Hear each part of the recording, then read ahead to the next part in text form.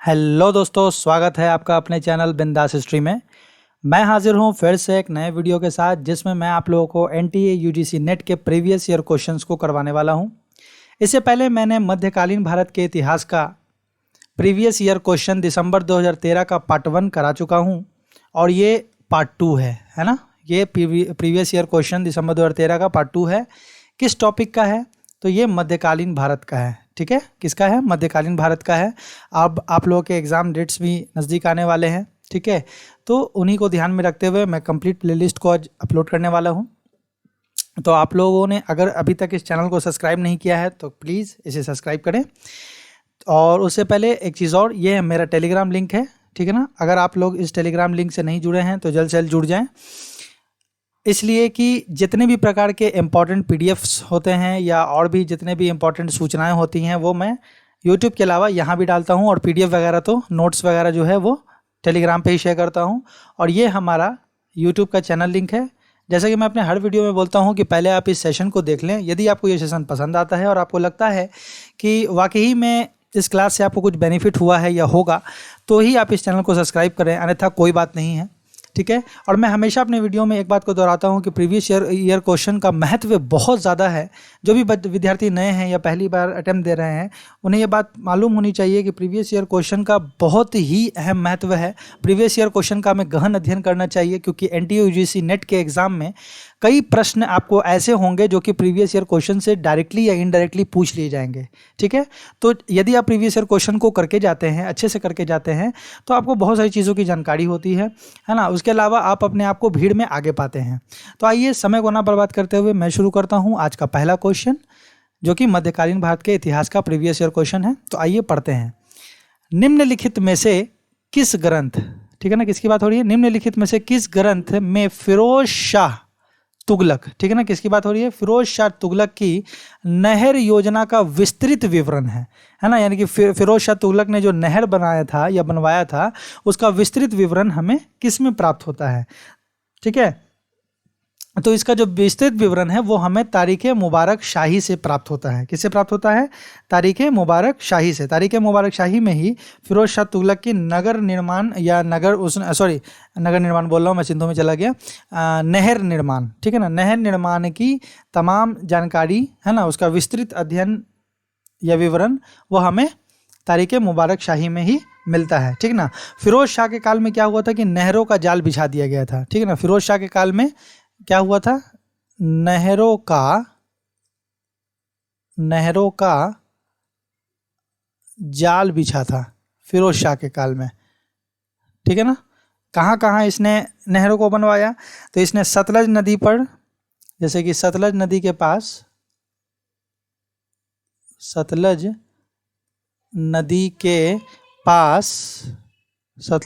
पास वहाँ पर दीपालपुर है। ठीक है ना, क्या है?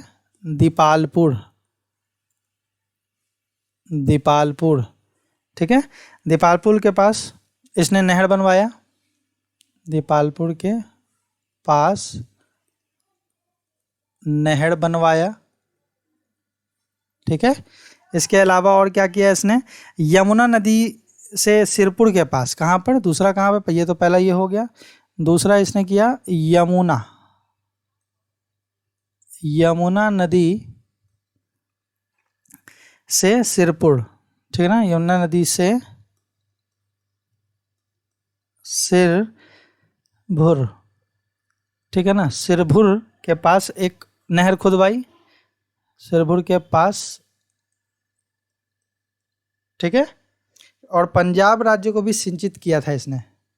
पंजाब राज्य को भी सिंचित करने का कार्य किया था।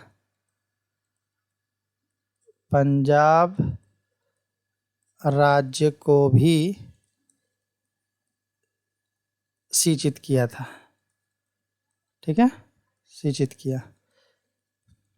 चलिए, तो अब बढ़ते हैं हम अपने नेक्स्ट क्वेश्चन की तरफ। हमारा आज का नेक्स्ट क्वेश्चन है, देखिए, अलाउद्दीन खिलजी के सुधारों के संबंध में निम्नलिखित कथनों पर ध्यान दीजिए, है ना। तो आइए हम इन चार कथनों को पढ़ते हैं और फिर सही कूट तक पहुंचते हैं। तो पहला पॉइंट है इसका, या पहला ऑप्शन कहते हैं जिसे, जहागीरों में दी गई समस्त राजस्व मुक्त भूमि को जब्त करना। ये बात बिल्कुल सही है कि अलाउद्दीन ने क्या किया था कि सर्वप्रथम जितने भी प्रकार के भूमि को अनुदान में दिया गया था उससे मतलब जितने भी अमीरों को दिया गया था, या शासकीय कर्मचारियों को दिया गया था, या विद्वानों को दिया गया था, या धर्मशास्त्रियों को दिया गया था, उन सब से उसने क्या किया था कि भूमि को वापस लेके जब्त कर लिया था। तो ये बात तो भाई अलाउद्दीन खिलजी के बारे में सही है। पढ़ते हैं दूसरा पॉइंट, अपनी सेना में दाग और चेहरा को लागू किया। ये बात भी बिल्कुल सही है कि उसने हुलिया लिखने की प्रथा लागू की थी, ठीक है ना। तो दाग और चेहरा उसने अपने सेना में लागू किया था, ये बात भी बिल्कुल सही है। उसके बाद बड़े अमीरों और सेनापति की एकता को समाप्त किया, ठीक है ना। ये बात गलत है, ये बात गलत है, ठीक है। बड़े अमीरों और सेनापति की एकता को उसने समाप्त नहीं किया था। अच्छा, शराब की सार्वजनिक बिक्री पर पाबंदी लगाया। हाँ, ये बात बिल्कुल सही है कि उसने शराब पर सर्वप्रथम क्या किया था कि पाबंदी लगा दी थी। तो इसमें जो सही होगा वो होगा 1, 2 और 4, जो कि अलाउद्दीन से संबंधित है। तो मैं देखूंगा 1, 2, 4 किस में है, जो कि हमें ऑप्शन नंबर सी में दिखाई दे रहा है, तो इसलिए option number C is the right answer. आइए बढ़ते हैं नेक्स्ट क्वेश्चन की तरफ। हमारा आज का नेक्स्ट क्वेश्चन है, निम्नलिखित में से अलवार संत कौन थे? ठीक है ना, किसकी बात हो रही है? अलवार संत की बात हो रही है। जैसे कि हम लोग जानते हैं संत कितने प्रकार के थे? संत 2 प्रकार के थे, एक अलवार और एक नयनार, ठीक है। नयनार संत क्या होते थे? नयनार संत जो होते थे ये शिव को मानते थे, यानी कि ये शैव धर्म के उपासक थे, ठीक है ना, शैव धर्म। और जो अलवार होते थे ये क्या होते थे? ये वैष्णव धर्म को मानते थे, ठीक है ना, वैष्णव धर्म या भागवत धर्म, ठीक है। तो ये इनको मानने वाले थे। इसमें सवाल क्या है कि निम्नलिखित में से अलवार संत कौन थे? ठीक है, तो इसमें जो अलवार संत थे वो थे कुलाशेखरा। कौन थे? कुलाशेखरा, ये अलवार संत थे, ठीक है ना। चलिए अब बढ़ते हैं हम लोग नेक्स्ट क्वेश्चन की तरफ। हमारा आज का नेक्स्ट क्वेश्चन है, मार्को पोलो की पुस्तक मुख्य रूप से किसका वर्णन करती है? ठीक है, तो मार्को पोलो ये एक विदेशी यात्री था, ठीक है। ये किसका विवरण करती है? तो मार्को पोलो का जो पुस्तक है वो दक्षिण भारत के आर्थिक इतिहास का वर्णन करती है। किसका वर्णन करती है? दक्षिण भारत के आर्थिक इतिहास का वर्णन करती है, ठीक है। चलिए बढ़ते हैं नेक्स्ट क्वेश्चन की तरफ। हमारा आज का नेक्स्ट क्वेश्चन है कि गयासुद्दीन तुगलक द्वारा तुगलक वंश की नींव रखने से संबंधित निम्नलिखित कथनों में से कौन सा कथन सही नहीं है? देखिए यहाँ नहीं है पे बात पूछी जा रही है, ठीक है। यानी कि 3 ऑप्शन इसमें ऐसे होंगे जो सही होंगे और 1 क्वेश्चन गलत होगा। तो और सवाल का टॉपिक क्या दिया गया है कि गयासुद्दीन तुगलक, चूँकि हम लोग जानते हैं कि गयासुद्दीन तुगलक ने क्या किया था? तुगलक वंश की स्थापना की थी। तो वही बात हो रही है कि गयासुद्दीन तुगलक ने तुगलक वंश की जब नींव रखी, ठीक है ना, नींव रखी, तो उससे संबंधित कौन कौन से कथन सही हैं, सही नहीं है, ठीक है। तो उस पर हम लोग बात करेंगे कि इन चारों ऑप्शन में से कौन सा कथन सही नहीं है, ठीक है। तो आइए पढ़ते हैं। सिंहासनारूढ़ होते समय गयासुद्दीन के अधिकार को एकमत से स्वीकार किया गया। ये बात बिल्कुल सही है कि जब गयासुद्दीन तुगलक ने तुगलक वंश की नींव डाली और सिंहासनारूढ़ हुआ तो उस समय ऐसा एकमत से इनको अपना शासक सुल्तान मान लिया गया था, किसी ने भी विरोध नहीं किया था, ठीक है। दूसरा, गयासुद्दीन के पास भारी गिनती में वफादार सिपाही थे जिन्होंने उसे समर्थन दिया। ये बात भी बिल्कुल सही है कि जब सिंहासनारूढ़ हो रहा था तो उसके पास भारी संख्या में क्या थे? वफादार सिपाही थे, और उन वफादार सिपाहियों का गयासुद्दीन तुगलक को समर्थन भी प्राप्त था, ठीक है। आगे पढ़ते हैं तीसरा पॉइंट, सल्तनत की स्थिरता के लिए दिल्ली में लोगों ने भारी योगदान दिया। यह बात भी बिल्कुल सही है कि गयासुद्दीन तुगलक के समय में दिल्ली सल्तनत की स्थिरता के लिए, स्थिरता को कायम रखने के लिए कि दिल्ली के निवासियों ने जो है कि भारी योगदान दिया था, है ना, गयासुद्दीन तुगलक के समय में, ठीक है। उसके बाद अगला पॉइंट जो है, सल्तनत का खजाना, ठीक है ना, सल्तनत का खजाना जो उसे विरासत में मिला बहुत सुदृढ़ था। ये बात बिल्कुल गलत है कि उसे विरासत में कोई खजाना मिला था, ऐसा कुछ नहीं है, ठीक है। उसने जो किया था अपने दम पर बनाया था, ठीक है। चलिए तो अब बढ़ते हैं नेक्स्ट क्वेश्चन की तरफ। हमारा आज का नेक्स्ट क्वेश्चन है, अभिकथन और कारण से संबंधित है। तो मैं हमेशा बोलता हूं कि जब कभी अभिकथन और कारण या तर्क और कारण आए तो बीच में पहले क्योंकि ज़रूर जोड़ें, क्योंकि क्योंकि जोड़ने से दोनों के बीच संबंध स्थापित करने में बहुत आसानी होती है।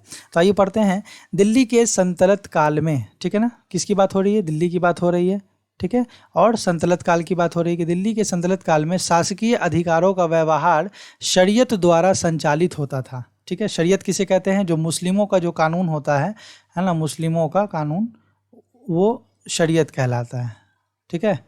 मुस्लिमों का कानून या मुस्लिम कानून कह सकते हैं आप, ठीक है।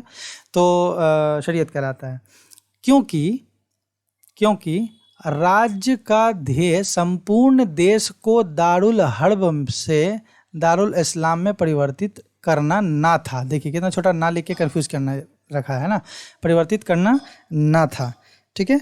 तो इस कूट के हिसाब से हमारा जो सही उत्तर होगा वो होगा, पहले तो हम लोग ये जान लें कि ऑप्शन नंबर ए गलत है ना, अभिकथन गलत है।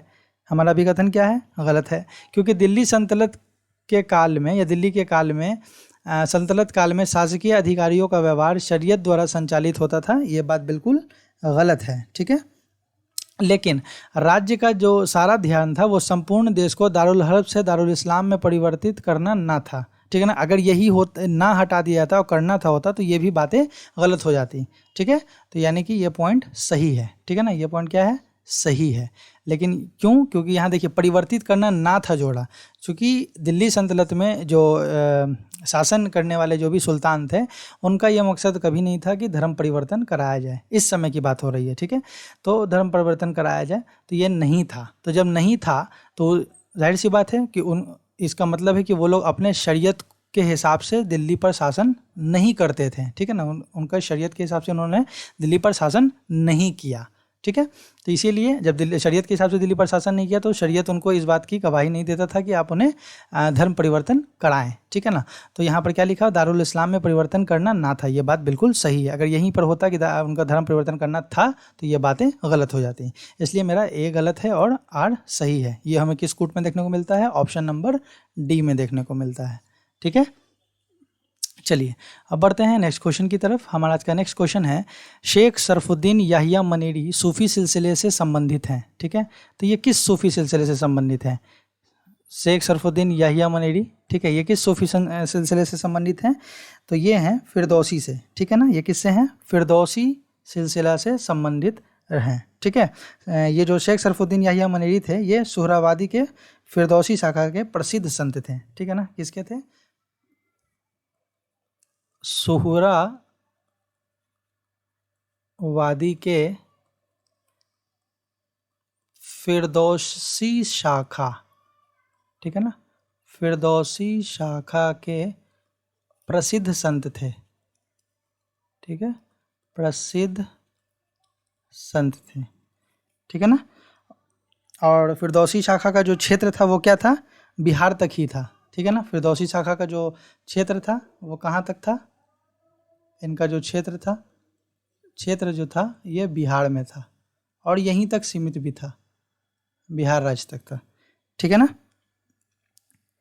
चलिए अब बढ़ते हैं हम अपने नेक्स्ट क्वेश्चन की तरफ। हमारा आज का नेक्स्ट क्वेश्चन है, निम्न विदेशी यात्रियों की, देखिए, निम्न विदेशी यात्रियों की दक्षिण भारत की यात्रा को तिथि क्रम अनुसार क्रम में लगाते हुए कूट को सही उत्तर चयन करें, ठीक है। तो पहले कौन आया बाद में कौन आया उस हिसाब से हमें सही कूट लगाना है, ठीक है ना। तो आइए हम सही कूट लगाएं। सबसे पहले जो इनमें आए हैं वो आए हैं अब्दुल रज़्ज़ाक, ठीक है ना। अब्दुल रज़्ज़ाक पहले नंबर पर हैं। दूसरे नंबर पर आए हैं ए निकितीन, ठीक है, ए निकितीन का क्रम दूसरा है आने का। तीसरे नंबर पर आए हैं डोमिंगोई पायस, ठीक है ना, डोमिंगोई पायस। और चौथे नंबर पर आए हैं सीजर फ्रेडरिक, ठीक है। तो इस हिसाब से जो भी अभी मैंने कोडिंग किया है यहाँ पर 1 2 3 4, तो हमें सही कूट तक पहुँचने में आसानी होगी, जो कि हमें ऑप्शन नंबर डी में देखने को मिल रहा है। तो D is the right answer, ठीक है। आइए बढ़ते हैं नेक्स्ट क्वेश्चन की तरफ। हमारा आज का नेक्स्ट क्वेश्चन है, निम्नलिखित में से बाबर नामा, ठीक है ना, किसकी बात हो रही है? बाबर नामा के संबंध में कौन सा कथन सही नहीं है? तो आइए पढ़ते हैं कौन सा कथन सही नहीं है। तो बाबर के स्मरण में, ठीक है ना, बाबर के स्मरण अत्यधिक साहित्यिक मूल्य का ऐतिहासिक स्रोत है। यह बात बिल्कुल सही है कि बाबर का स्मरण अत्यधिक साहित्यिक मूल्य का ऐतिहासिक स्रोत है, ठीक है ना। चलिए नेक्स्ट पढ़ते हैं। यह बात सही है, ऑप्शन नंबर ए। इसमें वर्णित घटनाएं काल क्रम अनुसार नहीं दी गई हैं। ये बात बिल्कुल गलत है कि बाबरनामा में जो भी घटनाएं दी गई हैं वो काल क्रम अनुसार नहीं है। तो ये बात गलत है, उसमें जो भी दिए गए हैं सब काल क्रम अनुसार ही दिए गए हैं, ठीक है। बाबर ने प्रत्येक अच्छी बुरी घटना का, बाबर ने प्रत्येक अच्छी बुरी घटना का अत्यधिक निष्पक्षता से वर्णन किया है। ये बात भी बिल्कुल सही है। ठीक है, उसके अलावा अगला ऑप्शन है ऐतिहासिक घटनाएं बाबर के निजी विचारों, मनोभावों और विवेक से इस प्रकार मिल गई हैं कि उन्हें एक दूसरे से अलग नहीं किया जा सकता। ये बात भी बिल्कुल सही है। तो इन चारों ऑप्शन में हमारा जो ऑप्शन नंबर बी है वो गलत है, बाकी अन्य 3 सही हैं। और मैं आपको बता दूं कि ये क्वेश्चन रिपीटेड है, ठीक है ना, ये क्वेश्चन रिपीटेड है, फिर से रिपीट हुआ है क्योंकि ये क्वेश्चन एक बार पहले भी मैं सेशन में करा चुका हूँ। आइए बढ़ते हैं नेक्स्ट क्वेश्चन की तरफ। हमारा आज का नेक्स्ट क्वेश्चन है मध्य भारत के राजपूत, ठीक है ना, किसके बारे में बात हो रही है, मध्य भारत के राजपूत राज्यों से संबंधित निम्नलिखित कथनों पर विचार कीजिए और नीचे दिए गए कूटों का सही उत्तर का चयन कीजिए। ठीक है, तो इसमें से हमें क्या करना है, मध्य भारत के राजपूत राज्यों के संबंधित बातें पर गौर करना है। जो बातें सही हैं उनका कूट सही हिसाब से फिट करना है। तो आइए हम लोग इस पर फिट करते हैं। तो इनका जो सबसे पहले कि आपको ये पता होना चाहिए कि हम लोग इनको कोड कर लें। ठीक है, तो कोड करेंगे उस हिसाब से ज़्यादा सही होगा। तो जो कोड है वो है कि ये बांधवगढ़ पर बघेलाओं का शासन, ठीक है ना, ये बात बिल्कुल सही है। सॉरी, हाँ, ये बात बिल्कुल सही है। ठीक है ना, मध्य भारत के राजपूत राज्यों से संबंधित ये बातें हैं कि बांधवगढ़ पर बघेलाओं का शासन। ठीक है, दूसरा है उसके बाद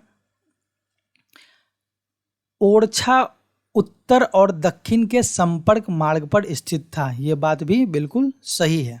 और ओरछा बुंदेल राजपूतों के कब्जे में था। ये बात भी बिल्कुल सही है। लेकिन इलाहाबाद सूबे में धंधेरा एक राजपूत रियासत थी। ये बात गलत है। ठीक है ना, यानी इसका ऑप्शन नंबर बी गलत है। तो सही क्या क्या हो गया, 1, 3 और 4। तो ये हमें किस कूट में देखने को मिल रहा है, 1, 3, 4, ऑप्शन नंबर सी में। इसलिए सी इज़ द राइट आंसर। चलिए बढ़ते हैं नेक्स्ट क्वेश्चन की तरफ। हमारा आज का नेक्स्ट क्वेश्चन है दाग और चेहरा। ठीक है ना, दाग और चेहरा मुगल सैन्य प्रशासन में किसके राजकाल में प्रारंभ हुए। देखिए अभी मैंने यही क्वेश्चन पहले भी कराया है, इसी सेशन में कराया हूँ ऊपर में, लेकिन वो दिल्ली सल्तनत का समय था तो उसका सही उत्तर होगा अलाउद्दीन खिलजी के समय में। ठीक है, लेकिन यहाँ बात क्या हो रही है, मुगल काल में, दिल्ली सल्तनत के काल में नहीं हो रही है। दिल्ली सल्तनत के काल में कौन कौन से शासक आते हैं, कई महत्वपूर्ण शासक आते हैं। उसमें तो 5 राजवंशी आ जाते हैं, जिसमें गुलाम वंश है, खिलजी वंश है, तुगलक वंश है, सैयद वंश है, लोधी वंश है। ठीक है ना, तो ये 5 वंश आते हैं और उसमें बहुत कई सारे शासक आते हैं। लेकिन यहाँ क्या बात हो रही है, मुगल सैन्य में। लेकिन अगर दिल्ली सल्तनत की बात होगी तब वहाँ पर हम लोग अलाउद्दीन खिलजी का उत्तर करेंगे। ठीक है, लेकिन यहाँ क्या बात हो रही है, दाग और चेहरा मुगल सैन्य प्रशासन की बात हो रही है। तो ये प्रथा किसने निकाली थी, ये प्रथा निकाली थी अकबर ने। ठीक है ना, ये प्रथा किसने निकाली थी, अकबर ने। ठीक है, और चलिए बढ़ते हैं नेक्स्ट क्वेश्चन की तरफ। हमारा आज का नेक्स्ट क्वेश्चन है हल्दी घाटी के युद्ध में मेवाड़ के अधिपति महाराणा प्रताप को मुगल सेना ने पराजित किया, जिसका नेतृत्व कर रहे थे। ठीक है, तो कौन इसका नेतृत्व कर रहे थे, इसका नेतृत्व राजा मान सिंह कर रहे थे। ठीक है ना, कौन कर रहे थे, राजा मान सिंह कर रहे थे। और अकबर राजा मान सिंह को फरसंद कहता था। ठीक है ना, अकबर राजा मान सिंह को फरजंद, ठीक है ना, फरजंद कहता था। ये क्वेश्चन भी नेट में आया है, फरजंद कहता था। फरजंद का मतलब क्या होता है, फरजंद का मतलब होता है पुत्र। ठीक है, ये सवाल पूछा हुआ इसलिए मैंने बताया। ठीक है, फरजंद का मतलब क्या होता है, पुत्र होता है। ठीक है ना, तो इस क्वेश्चन का सही उत्तर क्या होगा, इस क्वेश्चन का सही उत्तर होगा ऑप्शन नंबर बी। और हल्दी घाटी का युद्ध कब हुआ था, हल्दी घाटी का युद्ध कब हुआ था, हल्दी घाटी का युद्ध हुआ था 21 जून 1576 में, है ना, 1576 में। ठीक है, 1576 में, सॉरी, हल्दी घाटी। ठीक है ना, हल्दी घाटी युद्ध हुआ था। ठीक है, चलिए अब बढ़ते हैं हम अपने नेक्स्ट क्वेश्चन की तरफ। हमारा आज का नेक्स्ट क्वेश्चन है, देखिए यहाँ हमें एक सूची 1 को सूची 2 के साथ मिलान कराना है, जिसमें कि एक तरफ स्थान दिया गया है, ठीक है, और दूसरी तरफ उसके संस्थापक दिए गए हैं। ठीक है, तो किस स्थान को संस्थापक कौन है? तो शहर बीकानेर के जो संस्थापक हैं वो हैं राव बीका। ठीक है ना, कौन है? राव बीका, ये शहर बीकानेर के संस्थापक हैं। कीर्ति स्तंभ का जो निर्माण कराया था वो कराया था राणा कुंभा ने। ठीक है ना, किसने कराया था? राणा कुंभा ने। और अहमदाबाद शहर की स्थापना की थी अहमद शाह एक ने, अहमद शाह एक ने। और होशंगाबाद शहर की स्थापना की थी अल्प खान ने। ठीक है, तो अभी जो मैंने कूट मिलाया, इस कूट के हिसाब से हम अपने कूट तक सही से पहुंच सकते हैं, जो कि देखने से हमें पता चल रहा है ऑप्शन नंबर सी में। ठीक है ना, option number C is the right answer. आइए बढ़ते हैं अब अपने अगले सवाल की तरफ। हमारा आज का अगला सवाल है, देखिए एक तरफ फिर से हमें सूची 1 और सूची 2 है जो कि हमें मिलान करना है, लेकिन इसमें सवाल हम लोग पहले सही से पढ़ लें। जो कि सवाल क्या है कि निम्नलिखित युग्मों में से कौन सा युग्म सही प्रकार से सुमेलित नहीं है। ठीक है ना, नहीं है पे बातें हो रही हैं, यानी कि एक गलत है, अन्य 3 सही हैं। ठीक है, तो आइए हम लोग सही करें। खुदा बख्श लाइब्रेरी ये पटना में है, बिल्कुल सही है, सभी लोग जानते हैं कि खुदा बख्श लाइब्रेरी पटना में है। ठीक, भंडारकर ओरिएंटल रिसर्च इंस्टीट्यूट ये पुणे में है, ये भी बिल्कुल सही है।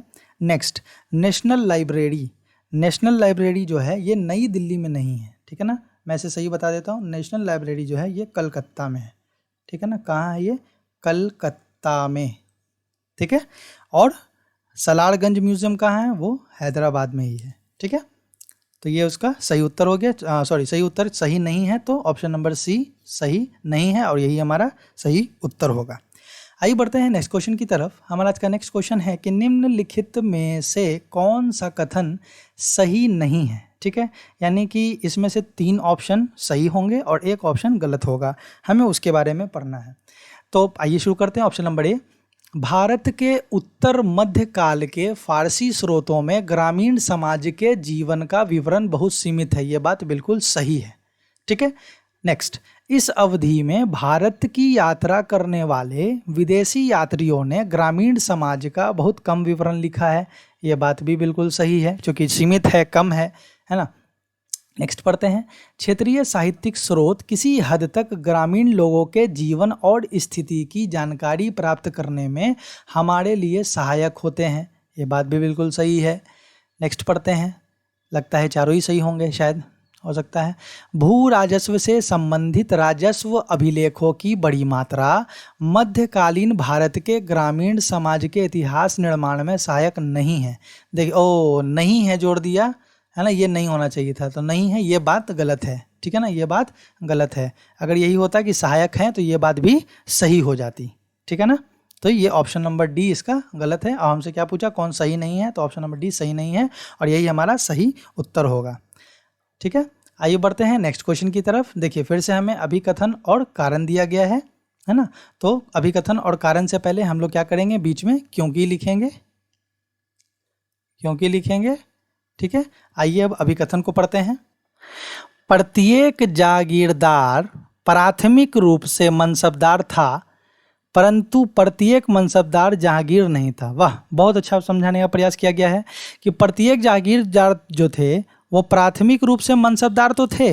ठीक है, चूंकि उनके पास जागीर है तो वो मनसब भी हैं। ठीक है, लेकिन प्रत्येक मनसबदार जागीर नहीं थे, यानी कि जिनके पास मनसब था ज़रूरी नहीं कि उनके पास जागीरें भी हों। तो ये बात तो बिल्कुल सही है। ठीक है, क्योंकि कुछ मनसबदारों को नकद अदायगी की जाती थी, जागीरों द्वारा नहीं। ये बात बिल्कुल सही है कि जिसको नकद मिलता था उन्हें जागीर नहीं मिलता था। तो ये भी ऑप्शन बिल्कुल सही है।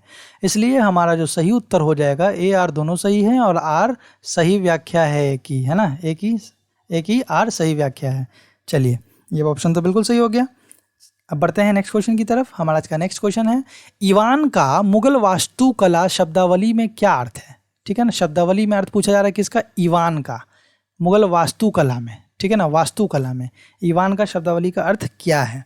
ठीक है, तो इसका जो सही अर्थ होता है वो होता है एक मुख्य प्रवेश द्वार अथवा उच्च प्रवेश द्वार, तहखाने का अवतल तत्व जो प्रायः मेहराबदार होता है, कोने सहित वर्गाकार अथवा आयताकार के रूप में सविन्यास, किसी भी आकार और योजना की स्तंभीय रचना। ये ऑप्शन सही होगा। ठीक है ना, इसका जो सही उत्तर होगा ऑप्शन नंबर डी। ईवान क्या होता है कि किसी भी आकार और योजना की स्तंभीय रचना होती है। ठीक ना, और ऐसा मुगलों ने जो है कि पहली बार आकार और डिज़ाइन की विविधता के संबंध में मतलब इसका प्रयोग किया था। ठीक है ना, इसका प्रयोग किया था। तो ईवान का मतलब क्या हो गया, किसी भी आकार और योजना की स्तंभीय रचना। चलिए बढ़ते हैं नेक्स्ट क्वेश्चन की तरफ। हाँ, ये नेक्स्ट क्वेश्चन है। तो नेक्स्ट क्वेश्चन है, किस मुगल बादशाह के काल में, किस मुगल बादशाह के काल में मुगल चित्रकला, ठीक है, किस मुगल बादशाह की बात हो रही है, मुगल बादशाह के काल में मुगल चित्रकला में प्राकृतिक दृश्यों, ठीक है ना, का चित्रण अपनी प्रकाष्ठा पर पहुंच गया था। ठीक है, तो मैं पहले भी बता चुका हूँ, ये क्वेश्चन मोस्टली रिपीटेड है, ठीक है ना, मोस्टली बार बार ये क्वेश्चन रिपीट हुआ है, ठीक है ना, रिपीटेड है ये क्वेश्चन, रिपीटेड। ठीक है, ये मैं कई बार करा चुका हूँ। इसका सही उत्तर होगा जहांगीर, क्योंकि जहांगीर के समय को ही चित्रकला का स्वर्णिम काल कहा जाता है। यदि आप लोगों ने मेरे वीडियो सीरीज़ को कंप्लीट देख रहे हैं तो आपको पता होगा चित्रकला का गोल्ड एज या स्वर्णिम काल कह सकते हैं। किसके काल को, जहांगीर के काल को। शाहजहां का जो गोल्ड एज था वो क्या था, शाहजहां का जो गोल्ड एज था वो था स्थापत्य कला, है ना, ये बिल्डिंग्स वगैरह ज़्यादा बनाता था, तो स्थापत्य कला। ठीक है, तो चित्रकला में जहांगीर खुद भी बहुत स्वयं भी चित्रकला का अच्छा ज्ञाता था, चित्रकला का अच्छा ज्ञाता था, अच्छा ज्ञाता था। ठीक है ना, ठीक है, तो ये क्वेश्चन हुआ समाप्त। बढ़ते हैं नेक्स्ट क्वेश्चन की तरफ, जो कि संभवतः आज का आखिरी सवाल है। और इस सवाल को कराने से पहले मैं आपको पूछना चाहता हूं कि क्या आप लोगों को ये वीडियो सेशन पसंद आया। यदि पसंद आया और आपको लगता है कि इस वीडियो से आपके लिए बेनिफिट रहेगा, बेनिफिशियल होगा, और आपको मेरी जो मैं आप लोगों के लिए मेहनत करता हूँ, अभी तो मैं चूँकि अपना चेहरा नहीं दिखा सकता, मेरे पास अभी उतनी सारी सुविधाएं नहीं हैं, और ना ही मैं अभी अपने आप को आपको मेरे पास अभी कुछ ऐसी सुविधा नहीं है, लेकिन यदि आप लोग अभी मुझे देख लें तो मेरी पूरी मतलब क्या मैं बोलूँ, पूरा पसीना से मैं भीगा हुआ हूँ, पसीने से पूरा भीगा हुआ हूँ, सिर्फ आप लोगों के लिए मैं बना रहा हूँ। ठीक है, बदले मुझे कुछ नहीं चाहिए, आप लोग कंप्लीट हो जाओ, अच्छे से पास कर जाओ। आप लोगों के एग्ज़ाम्स नज़दीक हैं, है ना, ये साल में 2 बार हो या 3 बार हो या 1 बार हो, ठीक है ना, ये समय बहुत कम होता है आपके पास, आपकी तैयारी कभी भी कंप्लीट नहीं होती है। ठीक है, बस पेपर देते रहना होता है। लेकिन मेरा मानना है कि अगर आप अच्छे से पढ़ाई करते हो, प्रीवियस ईयर क्वेश्चन का अच्छे से अध्ययन करते हो, तो निश्चित रूप से आप अपने आप को कामयाब कर पाओगे। ठीक है, तो मैं तो अपनी मेहनत के लिए कुछ नहीं, बस यही चाहूँगा कि यूट्यूब की फैमिली की संख्या बढ़े, लोग बढ़ें। आप आते हो, देखते हो, अच्छी बात है, तो सब्सक्राइब भी करें, जिससे मुझे भी कुछ मोटिवेशन हो, मुझे भी कुछ प्रेरणा प्राप्त हो आप लोगों से, क्योंकि मेरी फैमिली तो अभी आप ही लोग हो, आप ही मेरी प्रेरणा हो। तो बदले में तो मैं कुछ नहीं, पूरे अभी मेरे गैजेट्स पूरे भीग चुके हैं, मेरे शर्ट्स पूरे शर्ट है, पैंट है, ये तमाम चीज़ अभी भीग चुकी है मेरे पसीने से। तो ये तो मैं नहीं जानता कि ये मेरे खून पसीने की मेहनत है या नहीं, लेकिन मैं आपको ये ज़रूर बोलूँगा कि वाकई मैं अभी पसीने से बहुत भीगा हुआ हूँ, और ये मैं आप लोगों के लिए कर रहा हूँ। अगर आप लोगों को ये वीडियो फिर भी पसंद नहीं आता है तो कोई बात नहीं है, आप वीडियो देखें, अपने एग्ज़ाम की तैयारी करें, अच्छे से एग्ज़ाम दें और कामयाब हों। ठीक है, तो आइए शुरू करते हैं आज का लास्ट सवाल। हमारा आज का सवाल है, निम्नलिखित में से यह कथन किसका है कि पूर्व आधुनिक कालीन यूरोपीय राजाओं की भांति उनके समकालीन मुगल बादशाह अपने रोज़मर्रा के व्यय के लिए निजी साहूकारों के ऋणों पर निर्भर नहीं करते थे। ठीक है, तो ये कथन किसका है? तो ये कथन जो है ये है J.F. रिचर्ड्स का। ठीक है ना, J.F. रिचर्ड्स ने ये कथन को कहा था कि पूर्व आधुनिक कालीन यूरोपीय राजाओं की भांति उनके समकालीन मुगल बादशाह अपने रोज़मर्रा के व्यय के लिए निजी साहूकारों के ऋणों पर निर्भर नहीं करते थे। ठीक है, तो ये हुआ आज का हमारा सेशन कंप्लीट। आप लोगों को कैसा लगा कमेंट करें, बताएं, और ये इन्फॉर्मेटिव वीडियो अगर रही हो तो इस चैनल को सब्सक्राइब करें। ठीक है, मेरे मेहनत को कामयाब करें। थैंक यू, मिलते हैं अगले वीडियो में।